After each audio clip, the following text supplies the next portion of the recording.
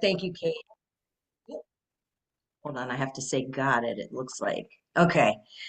Thanks, Kate, and hi to everybody. Thank you so much for joining us this morning. Really appreciate it. I know time is precious. I know everybody's probably very hot, so we are going to get through this, and I want to leave plenty of time at the end for questions. Let me share my screen with you, and hopefully everybody can see this. Kate, can you see this? Okay. All right. So just a little bit more about me. As Kate said, I'm a private college consultant and I work at a small consulting firm called the School Counseling Group. And basically what I do is I help students and families navigate through the very exciting and very crazy college selection and application process. And I've been doing this for about 22 years. I see many, many students from MCPS. I'm a graduate of MCPS. I went to Wooten High School a million years ago. My daughter graduated from Wooten High School in 2020. So I'm also a parent of a kid who's been through this crazy process. And my background is in clinical psychology. I have my doctorate in clinical psychology, which, as you can imagine, can come in very handy in this profession. And then before that life, I was an admissions counselor at the University of Michigan, go blue. And that's where I did my undergraduate studies. So that's me in a nutshell. We are going to jump right in and talk about building a college list. And my understanding is that most of you are either students or parents of students who are rising seniors, but there might be some other folks who are ninth, 10th, 11th grade. Um, so hopefully you will all find important takeaways from this. Again, plenty of time to answer any questions that you have at the end. But the first thing I want to say is that um, for with 22 years of doing this, I have never had a student not get into multiple colleges. And it all really starts with developing a college list that is appropriate, where every school on that list is a school that the student can see him or herself in. And I titled this, as you can see from the slide, Building Your College List, Finding the Right Fits with an S, plural, because I don't want anyone to think there is just one school out there for you. There are almost 4,000 colleges in America alone, and there are so many schools that could be great fits for you. It is not about just finding one school that checks every single box.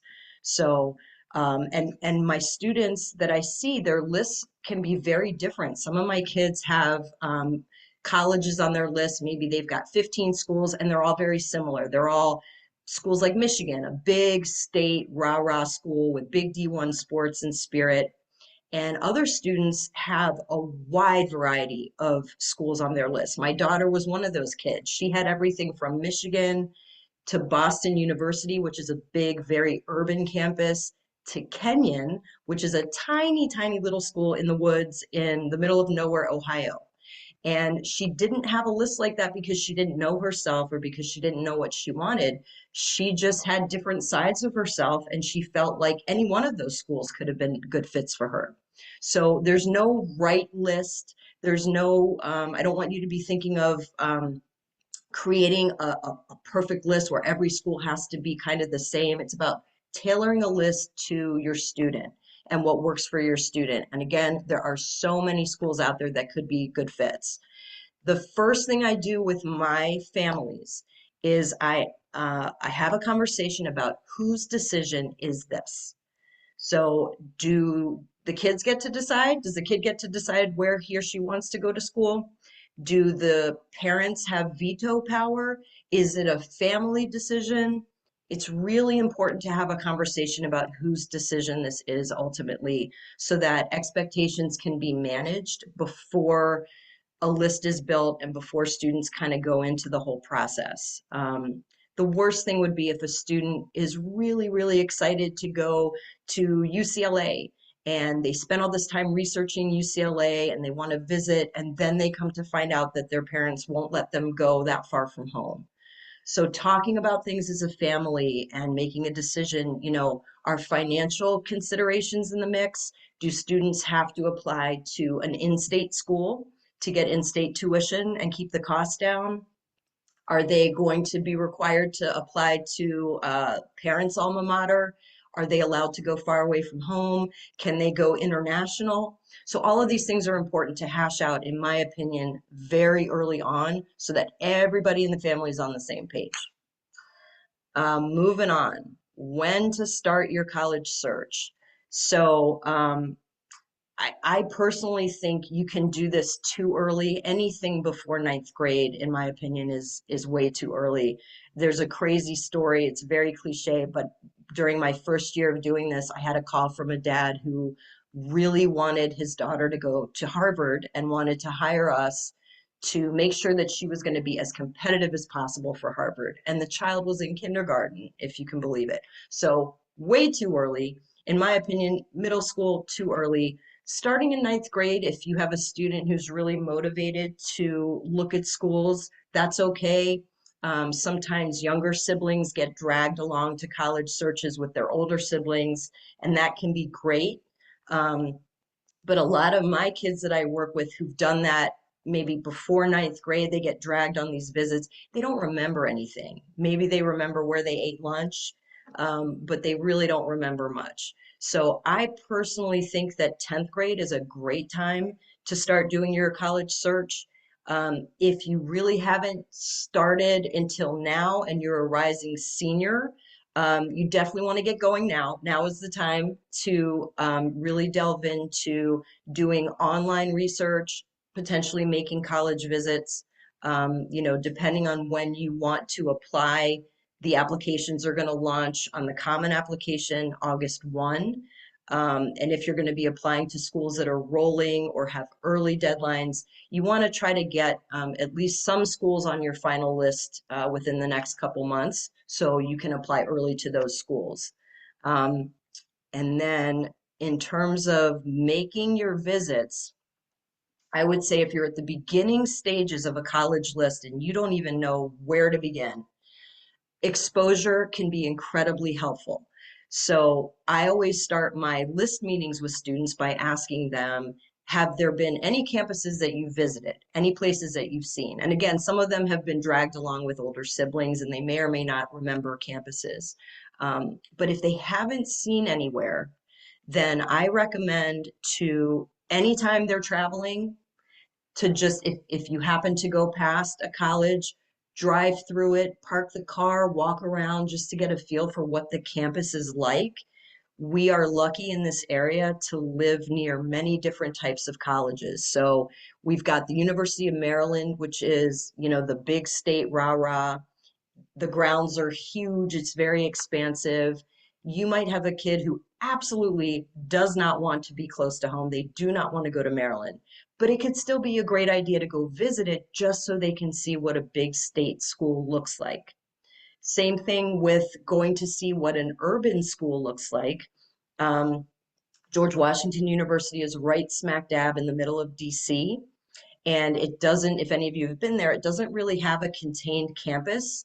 When you're there, you don't really know you're on a campus. Your student will be walking to class next to Joe Schmo, who's walking to work. But it's good for them to see what an urban school looks like that's really integrated with the city. And Georgetown, which is also nearby, is another city school, but it does have a distinct campus. So when you're in the gates of Georgetown, you feel like you're in a little bit of a bubble. So both urban schools with two different kinds of campuses that could be great for students to check out. And then we've got small liberal arts colleges that aren't too far away either. There's Goucher, which is just outside of Baltimore. There's Mary Washington, which is in Fredericksburg, so about, hour and a half away. But those are good examples of schools that are 3,000 students. So your student can get a feel for different sizes, different locations, all within driving distance. They do not have to be formal tours. You don't have to set up an info session or a walking tour. You could just go, drive through, or park and just walk around, just so your student can get a feel for different types of campuses. It's really helpful to me when I start doing a list with a student and I'm starting to ask them questions, which we're going to get to in a second, if they've actually seen some things and they have a sense of what they like and what they don't. Okay, when I sit down and I start asking them questions to sort of narrow from the 4,000 schools that are in the country to maybe 10 or 15 that they want to consider applying to, I typically start with their academic interests. So sometimes students have absolutely no idea what they want to study, and that is 100% okay. In fact, I'd say half of my students really have no clue. Now, they might have interests. They might have loved their psychology class or an economics class, and they're thinking maybe I would major in that. And those kind of majors are going to be at every college. Every college is going to have biology and economics and history and things like that. So that's not really going to narrow down the list. But some students do have very specific ideas of what they want to study. Maybe they want to go into architecture, or they want to do a program in physical therapy. And there are schools that have a joint program where you get your bachelor's degree and your doctoral degree in PT. And for schools that have those specialized majors, there are not many of them. So that can really narrow down your list very quickly if your student has a clear sense of a more specialized major. So thinking about what are your academic interests, and wanting to make sure that the school that you pick, the schools that you pick for your list, at least offer that major, knowing that you might totally change your mind. And that's okay. Often students change their mind. I went in as a business major to University of Michigan. I came out psychology. So, but when you're building a list, if your kid has an interest in, let's say, undergraduate business, you at least want to have the schools on the list that offer it, even if they change their mind. Then I ask about location and environment. So I ask my kids to picture a map of the United States, and I ask them, where do you think you want to be? Where don't you want to be? Do you want to be far away from home? Do you want to be within a couple hours driving distance from home? Do you want to be on a coast? A lot of my kids say they really want to be on a coast, West Coast, East Coast. They don't think there's anything in the middle of the United States but like tumbleweeds or something. And I say, well, I went to Michigan. Michigan's great. There are all kinds of cities in the middle of the US. And so a lot of times students don't know what they don't know. But I ask them to think about the country and if there are, places they would prefer to be and not be. And it's not just about what states do you see yourself in? It's things like weather. Do you care if you're really, really hot? Could you be, down at Tulane where it's very humid and swampy a lot of the time? Could you be up in upstate New York where it's cold and snowy a lot of the time? And for some kids, weather's important. For other kids, it's not. I will often frame things like, is this a deal breaker for you or is this a preference for you? And sometimes my students will say, I really don't want to be cold, but I'm not going to let weather stop me from applying to a school like a Michigan or a Wisconsin or something like that. But it's a preference to be warm. And I also want them to consider the area around the school. Again, are we looking at an urban environment? Could you be in the middle of a cow field? So not just the campus, but the area around campus to think about what do you need nearby you? So could you be, you know, content if you just had the activities within your campus, or are you someone who needs to be able to walk off campus and have access to malls and art museums and ethnic restaurants and things like that? Because if you're that kind of a student, you might not be happy at a place like Kenyon where you don't have any of that outside of campus. It doesn't mean there's not a lot of stuff to do on campus, but you're not going to have that stuff off campus. So thinking about your preferences with regard to location and environment is important. Then we get into size and culture. So there are huge schools in this country, there are tiny schools in this country, and everywhere in between. And so I definitely want to get a sense from my students what they think in terms of size. And size is interesting because it's not just student enrollment to think about. It's thinking about, a huge school might have huge class sizes, will have huge class sizes for a lot of the classes. They will have just a huge number of course offerings and major offerings and a huge number of faculty and just more opportunities for clubs and organizations and things like that. It's just more when you're at a big school.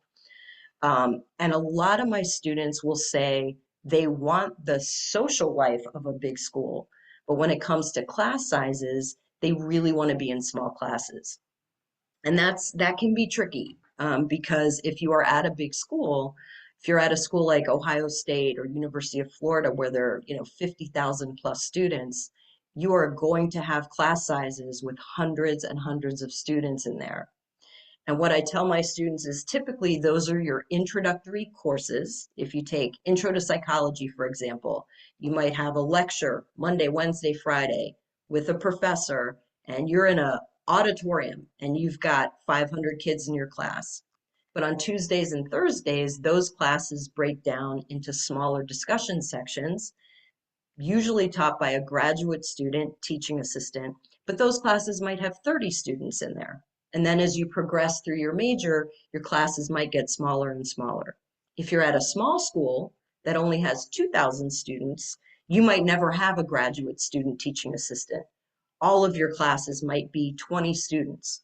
So we have these kind of discussions about, the academic setting, the social life. Do students want Greek life? So do they want sororities and fraternities?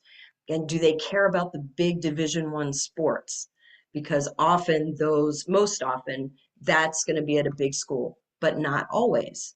Sometimes my students who want small classes, but they also want the rah-rah vibe, they don't know that they can actually get that. There are some schools that are smaller that have really big sports and spirit. Wake Forest is an example of that. Lehigh is an example of that. So having these conversations about size and even within size, breaking that down into class size versus just the number of students on campus and the number of social opportunities and the sports and spirit vibe, all those things are really important to talk about when you're trying to gauge your interest in a particular school. And then there are all kinds of additional considerations that students may have. So I've worked with students who, for whatever reason, have decided they are not going to submit test scores. And as hopefully you all know, there are many schools right now that are test optional, but there are also many schools that still require the testing.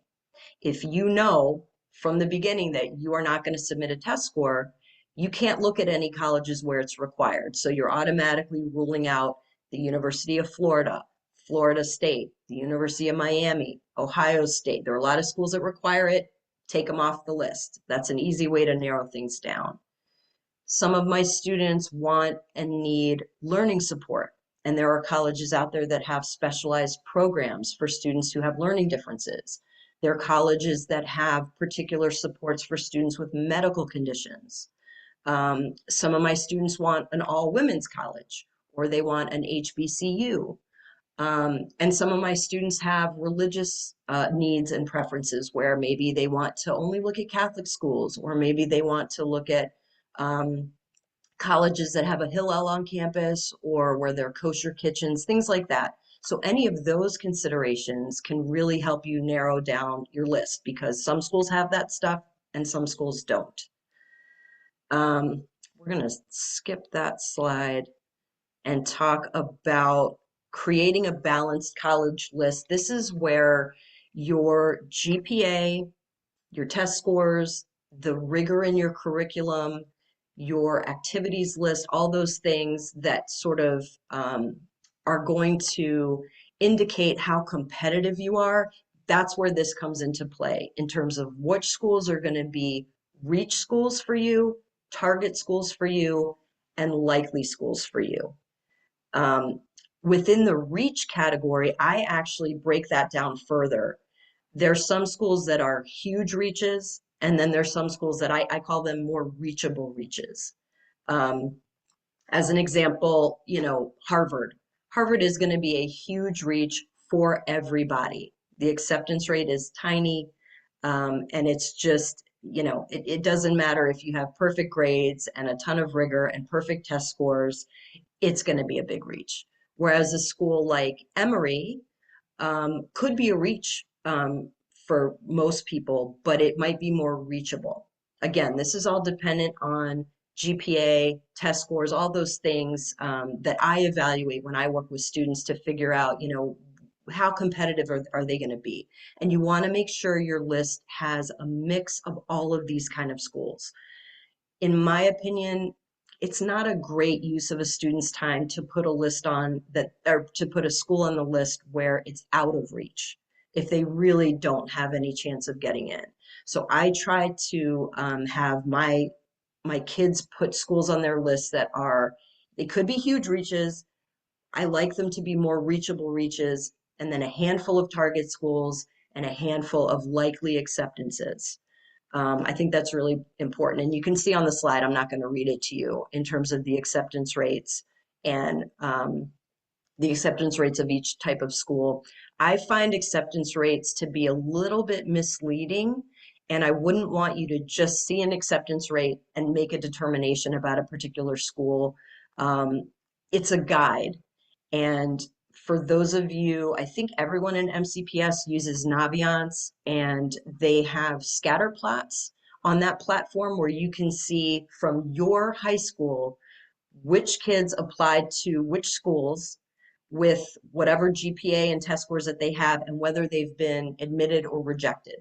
So you can get a sense of where you fall compared to those students for a particular school if you look at those scatter plots on Naviance. And that can be really helpful information as well because it's real data. Kids from your school, you can see how you stack up, whether those kids got in or not to particular colleges. I personally think, I every time I do this with students and families every year, they ask me if there's a right number of schools to have on a list, and I say what is most important is that your bases are covered. Most of my students, I would say, apply to between 10 and 15 schools. But I want to make sure out of those schools, there are at least two that the student has seen, either virtually or in person, that are likely acceptances where they really feel like they could see themselves. Might not be their first choices, but if that's where they ended up, they'd be okay. And then maybe 3 or 4 or 5 schools that are in that target range, and then the rest reach schools. Um, so again, mixing it up, I think is really important. I've had students only apply to 6 schools and they've had 2 of each, 2 likelies, 2 targets, 2 reaches. And that's fine because their bases were covered. They just didn't want to apply to that many schools. My daughter only applied to 6 because she looked at the University of Pittsburgh, which we were thinking was going to be a likely for her. And Pittsburgh is rolling, which means as soon as they get a completed application, they start reviewing and they will make a decision pretty quickly within a matter of weeks. The common application launches on August 1. So starting on that date, if you submit an application to Pitt, you could hear relatively quickly. And that is what happened with her. And she got in and she knew she was in a school that she had visited and liked, and she felt so much relief. So when I develop a list for students, especially students who have a lot of anxiety, which I think is most students, it can be really helpful to have one of the likely acceptances be a school with rolling admission or a school with early action where the student will know relatively early that they're in somewhere. That can be really important. So I mentioned Pitt is rolling. There are other schools. Indiana is a good example. A lot of my students want to apply to Indiana, and they tend to hear from Indiana sometime in October, maybe November, which is relatively early. And it can be just a huge stress relief to be in somewhere. So hopefully that's helpful in terms of conveying that you want to have a balanced list with bases covered. Very, very, very important. One other thing I'll say, and this is more applicable to students who are in 9th and 10th and 11th grade right now. If you're at the beginning of creating a college list, I think I would recommend making targeted visits and doing a lot of targeted research on schools that fall in the likely and target range as opposed to huge reach schools. Because think about it, if you're in 9th or 10th grade, we don't have junior year grades. We might not have sophomore year grades. We don't have any test scores. We don't know necessarily which schools are going to be reaches for you. And so I wouldn't want to load a student's list up with Harvard and Princeton and Vanderbilt and MIT when they're in ninth or 10th grade. Because I don't want them to get excited about the schools that are the hardest ones to get into that they may or may not even have a shot at. So I think it can be, you can look into some of those schools, but I think it would be great to do some targeted research and start doing visits with schools that are more realistic in that target and likely range, if that makes sense. Okay, when you do visits, and these days, one of the benefits of COVID, in my opinion, was that because people weren't making in-person visits because they weren't allowed, the colleges were shut down and weren't allowing folks to come and do tours or anything like that. A lot of colleges expanded their virtual opportunities. And so you can really do a virtual tour anywhere. You can sign up for an online information session. There are all kinds of webinars that colleges will host. So there are a lot of virtual opportunities if you can't do an in-person visit. In-person visits, in my opinion, are the best way to get a sense of a school to see if it's the right kind of fit. So if you can swing it, that would be great. There are, in my opinion, 4 reasons to make a college visit in person. Number one, as I said, it is the best way to get to know a school if you physically are there and you can see it. Ideally, when kids are there, doesn't have to be when kids are on campus, but ideally, I want my students to go and kind of look around and get a sense of, do I feel like I could fit in here? Do I see people that I feel like I could be friends with? Um, you get a much better sense of like a social vibe if you're actually there when the students are present. So that's the first reason to visit. It's the best way to get to know the school. A second reason to visit would be if a school offers early decision, which for those of you who don't know is if you apply to a school early decision, you are telling them, you're my first choice, and if you take me, I will commit to going. And you immediately have to withdraw your applications everywhere else. And you would never want to commit to a school that you haven't seen. So if it's an ED contender, you definitely want to try to make an in-person visit. Another reason to visit is because there are colleges that track interest. It's called demonstrated interest. And for some colleges, it's very, very important. American University, Tulane University, those are 2 examples where they want to make sure if they are offering a spot to you that you have a high likelihood of coming. And the way they know that is if you visited, you've done a tour, and you've reached out to your admissions representative, or you attended a college fair, or you have followed them on social media. As many touch points as you can make, the better. Even if you're a rock star student, if you apply to American University because you think it's a safety school for you or a likely school for you, and you've never shown any interest, they very well might not take you because they just assume you're not going to go. And the last reason to make an in-person visit is many schools will ask you in their supplemental application, they might ask an essay question about why do you want to come here?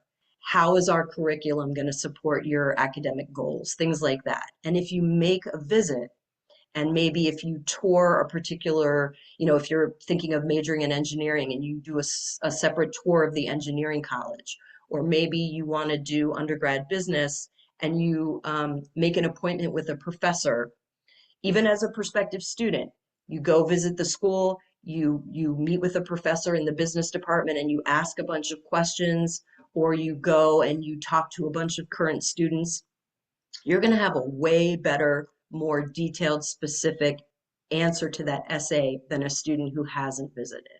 So those are reasons to do an in-person visit. But I'm also mindful that visits can be expensive, they're time consuming, you might have way too many schools to get to, and that's why you want to take advantage of virtual opportunities. So taking a virtual tour, signing up for an online information session with an admissions counselor, you can still reach out to professors in departments of interest virtually. You can, if there's a student newspaper that you can find online, you can get a lot of inside scoop that way. I've had students who are interested in joining particular student groups, and they will Google the student group. So they might Google University of Michigan Best Buddies chapter. And there's usually a contact person, and they reach out to that person and they ask what it's like to be a student in that particular club and what kind of opportunities there are that's available. And number one, that helps them get to know the school better, but it's also something cool to write about when a school asks, why do you want to come here? So hopefully that is helpful in terms of how to make the most of your college visits when you do them. Um, One question that I get often is it okay to visit a school when the students are not there? Because sometimes the only time you can go is if, it's your spring break and it happens to coincide with the college's spring break. And what I would say is you can always get something out of a visit, even if students aren't there. You can see what the campus looks like. You can see what the surrounding area looks like. You can still generally get into buildings and things like that. There are usually a few students there at smaller schools. Bigger schools, there tend to be a lot more students there over summer term. So I would say if it's the only time you can go, do it. It'll still be worthwhile. But if you have the choice, I would not go to a tiny school in the middle of nowhere when the students aren't there. Best to do those schools when they're in session. If you go to a school like Wisconsin or Michigan, it's big enough. There's a huge town around both. There are going to be plenty of students there for summer term. Those schools, not a problem to visit over the summer. In terms of resources for building your list, obviously I'm a college consultant. Families will come to me to help, ask these questions and develop the list with students. But you certainly do not need to use a counselor for this. First of all, you've got folks like Kate, um, college and career folks at your individual high schools who can help with this. There are all kinds of online search engines that you can use.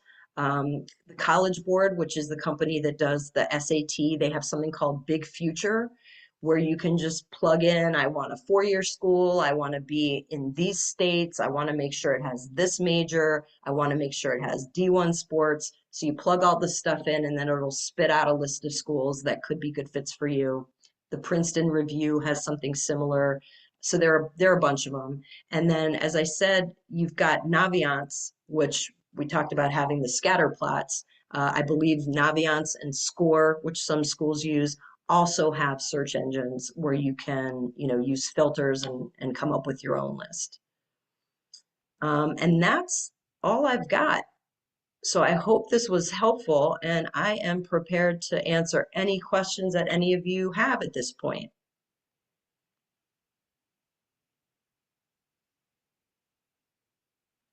Don't be shy, folks. This is an opportunity for you. This is Just it. put And them I in the can, chat. You don't have yeah, to unmute. You can put them in the chat. and we can go beyond. I mean, if especially for rising seniors, if there are other questions even beyond college fit that you want to get my advice or opinion on, I'm happy to answer any questions that you have in the last 25 minutes we've got.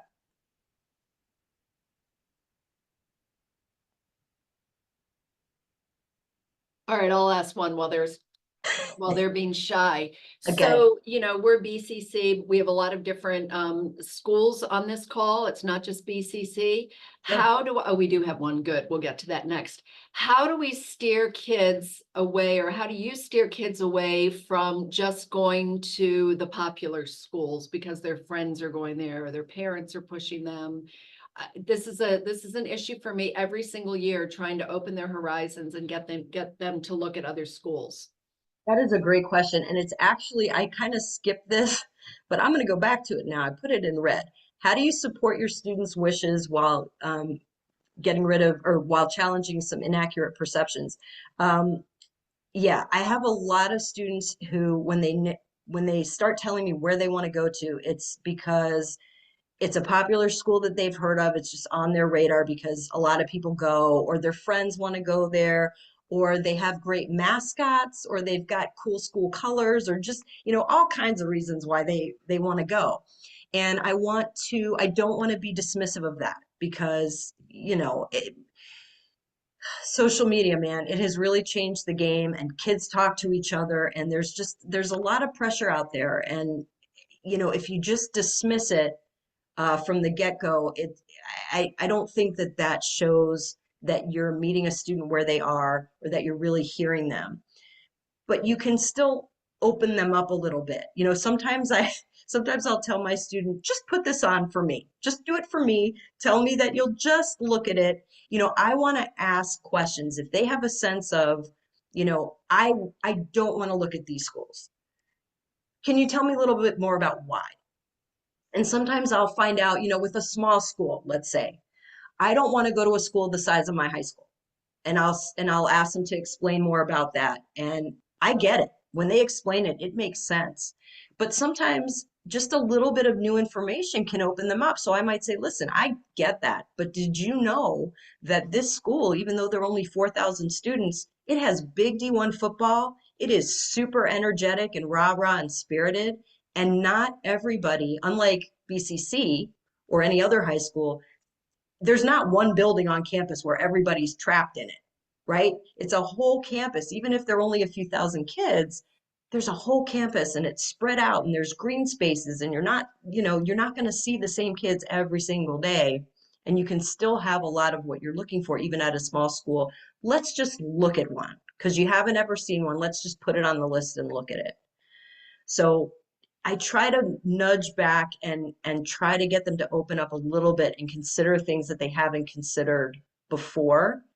Um, Sometimes students will reject a school because they feel like it's too easy to get in, or they feel like they haven't heard of it, so it must be a crappy school. I remember suggesting McAllister once, and a student was like, I no, I don't know, I've never heard of that. And I had to educate the student, like, this is a really excellent school with a fabulous reputation. Just look into it. And then they look into it and they're like, oh, okay, yeah, it seems like it could be a great school.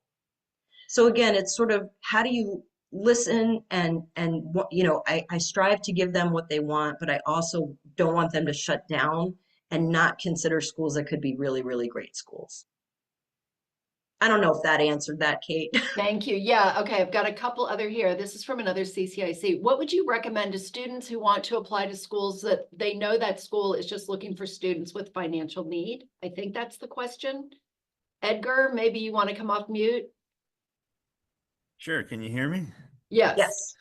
So yes, this is like we always have students that are looking for, like, yes, it's one thing to get accepted, but we also have to afford it, right? Sure. So finding that balance between, yes, I want to get accepted, and will that school offer me a good financial aid package? What would you recommend in terms of like looking for those schools, especially for a student that doesn't know they exist? Yeah, that's a great question. And that is actually a big consideration. Back to the first slide in terms of having conversations as a family, are there financial limitations in terms of where we can look? I have some families that will tell me from the get-go, we cannot consider private schools with these $70,000, $80,000 tuitions. We just can't do it unless the student gets merit aid. So we have to have some cheaper schools on there, finances is a big thing. And in terms of managing expectations, knowing what parameters exist at the outset, and if you need financial aid, are we talking need-based aid? Are we talking merit-based aid, or both?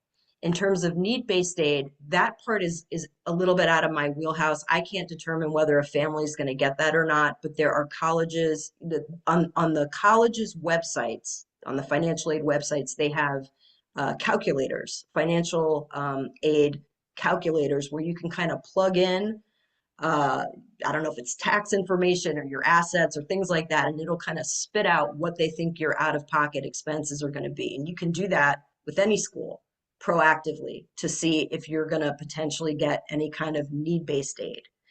In terms of merit-based aid, often colleges will just automatically consider you for that when you apply. Students don't have to do anything extra. So if you apply to Ohio State, and you're an out-of-state student and you have a certain GPA and a certain test score, you might be eligible for $14,000 a year in merit money without having to do anything. Other schools have specific merit scholarships that they will ask students in the application if they are interested in applying for them.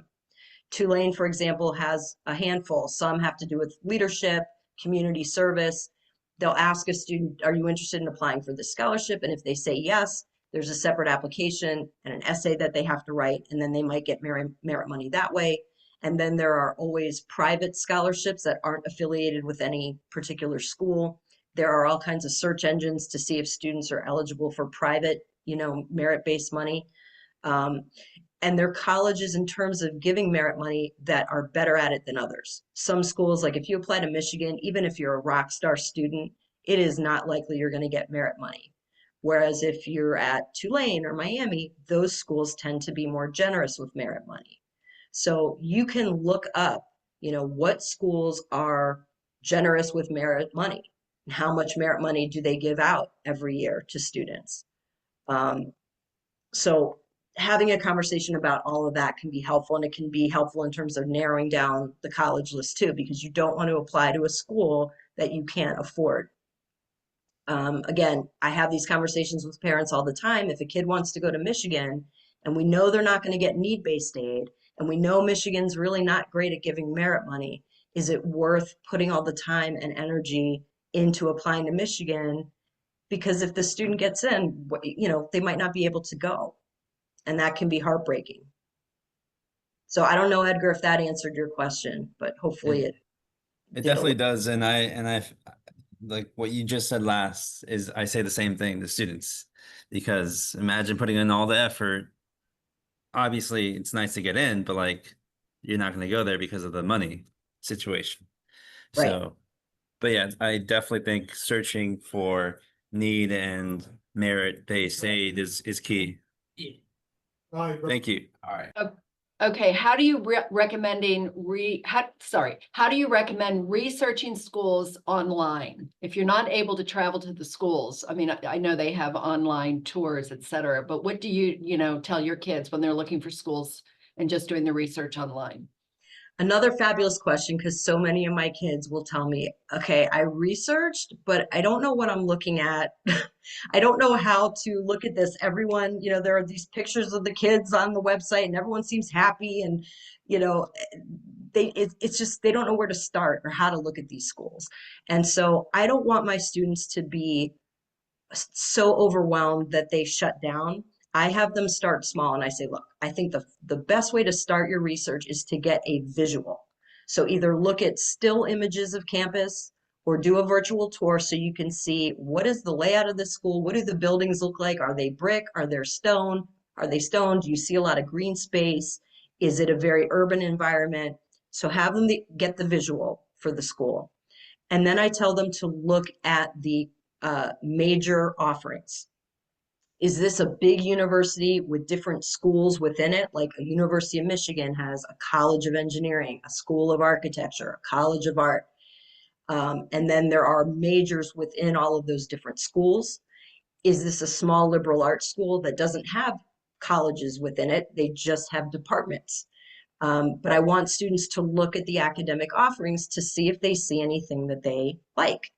If it's a student who is really into political science, I tell them to go to the political science department's website, because you can really see differences in departments at different schools. Some schools within political science, they might have 4 different tracks where you compare political science with economics, or you compare it with history or philosophy. Whereas another school, it's more basic. It's a less robust program. And if they look at the different departments and the course offerings and the faculty and all that kind of stuff, they get a sense of, wow, I'm going to have a lot more choice at this school than I will at this school. So visual of the campus, academic offerings, and then I ask them, what are you interested in? What do you care about? Do you want to rush a fraternity? And if so, do you want to look at what fraternity chapters they have at this school? Because you can look that up. Do you want to look at the different student groups and organizations? Because you can Google University of Michigan student organizations, and you will see the whole list of the hundreds and hundreds of student groups there are on campus. Do you care about the athletic teams? Because you can go to the athletic website and check out what sports teams they have. So I try to kind of keep it at that, and just not have them get overwhelmed with like website after website after website, and I don't know exactly what I'm researching. To just kind of target, highlight those areas, is pretty good place to start. Thank you. We're getting some very specific questions that really are, maybe of interest to that one student, but not necessarily to the whole group, which is great. But I do recommend that if you have specific questions, like what's a good school for a kid that wants to play lacrosse in this area, those kinds of questions you should take to your college advisor. And again, if you don't know who that is, check with your counselor because they will know. Let's see. I did put something in the chat, a link to the college essay guy who's great with about merit scholarships and what schools do provide some merit scholarships. Somebody's asking if you recommend, I know my answer is to this, but I'll ask you and you can answer this. Do you recommend a college counselor for a rising junior or senior, either one? When do you recommend that a student actually get you or somebody like you Yeah. instead of relying on the person that's in their school? Yeah, and I would say, look, I mean, this is not rocket science. What I do, I think this process is absolutely, I think it was originally meant to be handled on your own in terms of a student. I know I did everything on my own in front of my Thank you. typewriter, and you know, I of course only applied to one school, which is crazy these days. I don't think anyone would apply to one school. In some ways, the process has gotten simpler. As an example, the Common application is now one application that accepts hundreds and hundreds of schools. And you don't have to sit at your typewriter and fill out an application for every single school. However, it's also gotten very complicated. There's so much nuance, and different schools want different things, and it's a lot to keep track of. So I think the value out of a counselor, whether it's a private counselor like me or someone in the school like Kate, we can sort of make sense of all the craziness because we know all the different components, and we can help you kind of keep track of things and know what you need to do when you need to do it. But I think the value is, number one, having an objective person who's not a family member help you. That's a big one. That's a big one for me. I'm not judging anybody. I am just here to help. And because there's sort of not that, relationship, that familial relationship, students are inclined to listen to me more, even though I'm often saying the same thing that parents are saying. Parents get the eye roll, and I get the, oh my God, Bree, you're a genius. I'm sure it's the same thing for you, Kate. Mhm. So, a student can do this on their own if they are motivated and organized. If they are not, I think it can be very helpful to turn to a professional, someone in the school, someone outside of the school. Um, you know, I ask my kids, how would you be with your parent? Like, can your parent sit down with you and help you with an essay? Usually my kids say, no, it will be World War III in our household if that happens. And so it's nice to have an objective person helping with that. I personally like getting my kids early on. I like getting them in ninth grade. And the reason is, number one, I have a longer time to get to know them. And number two, that's when colleges start looking at you in ninth grade. They're looking at the courses you take, they're looking at the activities that you do. And so I like being able to help advise students and answer questions when it matters. So a lot of my students come on board in ninth and 10th grade. As we head into junior year, that's when it actually gets more intense in terms of really finalizing a college list and actually helping with the application process itself. A lot of what I do is just breaking it. I break it down into manageable chunks because it can feel very, very overwhelming. So again, if your student can do that themselves, great. If the college career person in the high school can help do that, great. If you as a parent can help do that, great. I think that's what kids need the most, is taking this big, messy, crazy process, breaking it down into manageable pieces, starting it early.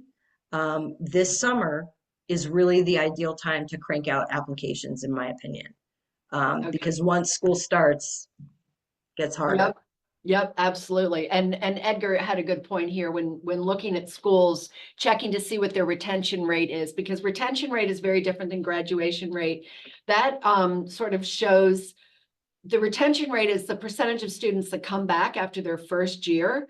And if they have a really low retention rate, you have to wonder why kids don't go back after that first year. So that is an important point to notice also. And I'm going to ask one more question.